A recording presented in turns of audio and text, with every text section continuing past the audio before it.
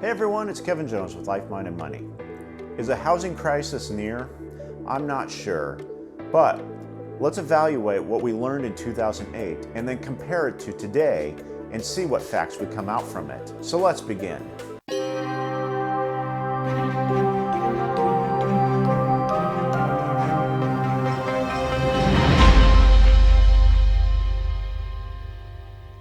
If you haven't already done so, please hit that subscribe button, as this channel is devoted to personal finance and getting through these times so that your money works for you and into the future.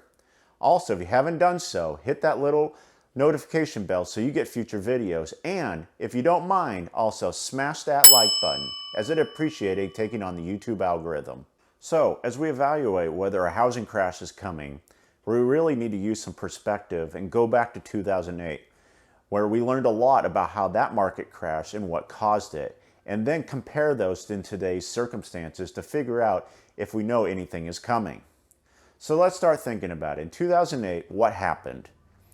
What really happened was that a lot of money was being given out to people for mortgages when they really should have never had them in the first place. Let's think about it. The lenders were handing out mortgages literally like they were candy. I mean, you could have any qualifications and get a mortgage at that time. What we learned is that because people could get a mortgage, people were buying houses all over the place. And it was creating competition and literally bidding wars to buy those homes. And what does that mean? Prices just went up and up and up. And they got so high and that people had all of these mortgages that frankly they couldn't sustain. And it built a massive house of cards. Now, with this house of cards, you only knew that over time, as you've seen in the movie The Big Short, and I highly advise you to go look at it because it gives you great perspective on what happened during that time, that people started missing their mortgage payments, and because they couldn't fulfill these, and now naturally people were trying to get out of these homes because the housing market really started falling and prices started collapsing as well. So there's a lot of simple economics involved. And that is supply and demand. We probably all heard it from school at one point or another. So as supply is low and demand is up, that will naturally increase prices. Now on the reverse, as supply is high, that means decrease in demand, prices will start going down. In the case of 2008, at that peak, supply was low and people were running up prices. But when the prices got so high and people were getting mortgages that they couldn't sustain, and when that deck of cards, that house of cards really started to crumble, people needed to liquidate. And that is what created a surge of inventory in the marketplace. And so much so that people were trying to get out even though they knew that they were underwater, that their house was worth less than actually what their mortgage balance was. And this created a humongous crisis, as we already know. So, what did we end up with in 2008? We ended up with a bunch of foreclosures where people couldn't meet their payments anymore, and a lot of short sales. Short sales is when you get approval from the bank to sell your house for less than what the mortgage is, knowing that the bank is going to take a loss on the whole deal. There was tons of them in 2008. Now, as you think about 2008 and what we just learned, and we start fast forwarding to now, we got to start looking at what are the similarities and what are the differences. As we just talked about simple short sales were common in 2008, but now in 2020, they certainly not. Now, what's funny about that is that I'm in the process of buying my first rental property, and it just happens to be a short sale. And when I was on the phone with my lender, he literally said, I stated that this was a short sale, and he was like, wow, a short sale? That's really uncommon these days. And as you can see, there's already one major difference here between back there in 2008 and now, is that you're not seeing short sales right now. You're not seeing a plummeting of that in foreclosures. That is just not commonplace. It doesn't mean that it won't come, but as of this moment, that is one major difference. So if we start evaluating the situation we're in right now, let's go back about 3 months and see how most of the housing market is doing.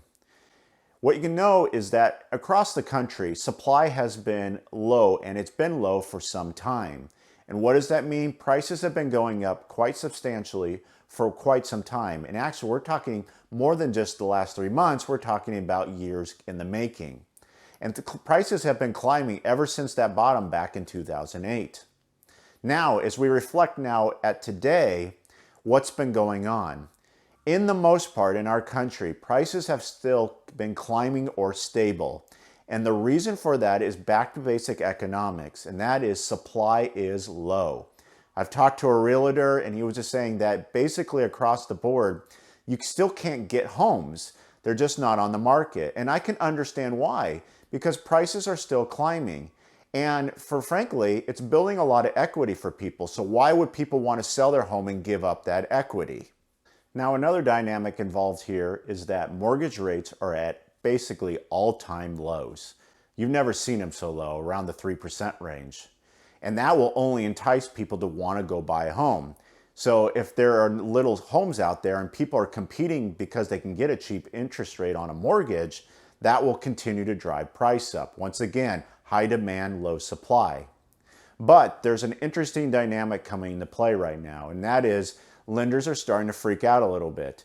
Because of what's going on right now, they are tightening their restrictions. You can see that they're looking for high credit scores and larger down payments in the 20% range.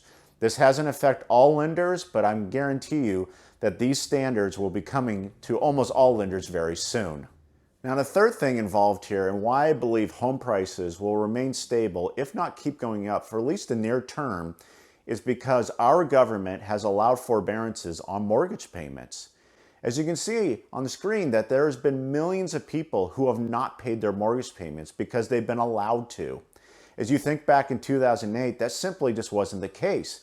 This was not given by the government, and that's why home prices simply collapsed.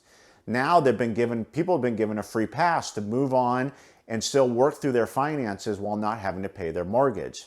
The problem is that this is not sustainable, but if you look at future acts that are out there, like the new HEROES Act that just came out by the Democrats, they want to give additional forbearances for another 12 months. And this would keep on prolonging this. So under those kind of circumstances, yes, I could see homes being stable and keep moving up, at least in the near term. Now, what we need to be looking for is a housing market crash coming? And that's why you watched the video, right? So if you did, please smash that like button. So let's talk about this. What would change the circumstances to end up in a housing crash similar to 2008? So let's start thinking about it. Now, unemployment is going higher than ever. There was another 3 million people reported now, and now we're over 36 million people across the country that are unemployment. Absolutely historic levels. And what that means is that, frankly, people will become cash-strapped at some point if they don't get employment. What that means is that these people who have owned homes, even though they're on forbearance with their own mortgages, in most instances, people have a lot of equity built into those homes, which seems great that people are building wealth through those. But at some point, I believe people will need to start accessing that equity to keep their lives going. And that was where lies the problem. So as you start thinking about it, hey, how about just simply refinancing to kind of get that money out of it? Oh, sorry a minute. I need to take this phone call. Oh, hi, Mr. Lender.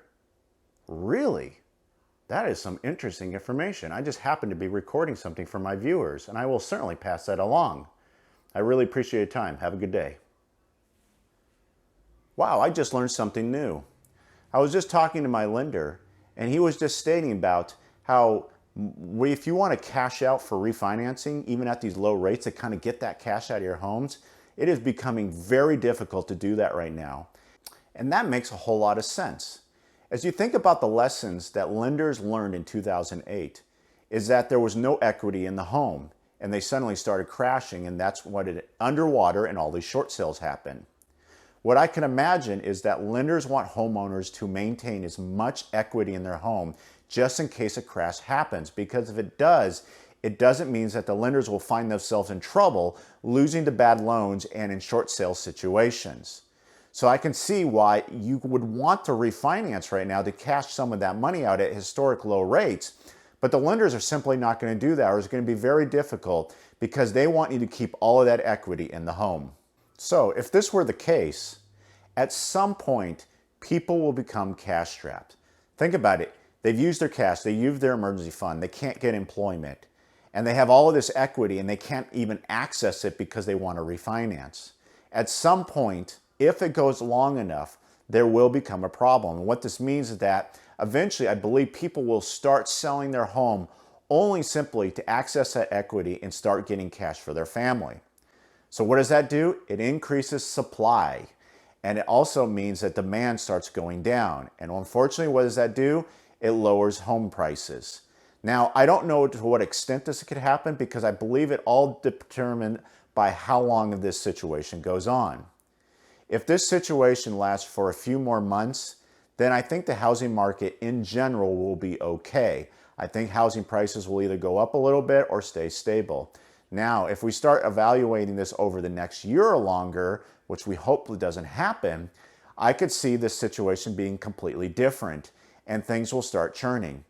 Another factor you got to start thinking about is how much the government is going to step in and help the situation. We have no idea.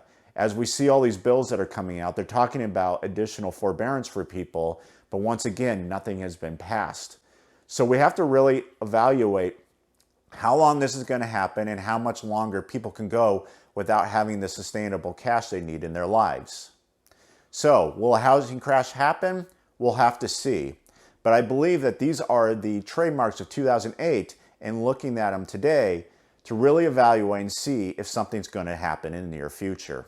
So once again, I really do believe this comes down to simple economics. Will that supply start going up because people need to get out of their homes in order to access cash, which would drive down demand and also the prices? I just don't know at this moment, but we'll have to see. I appreciate you watching. If you haven't done so, please smash that like button.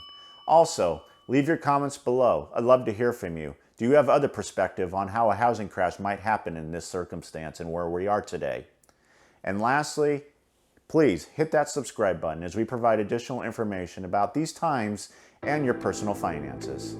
Thanks for watching, and I'll catch you next time.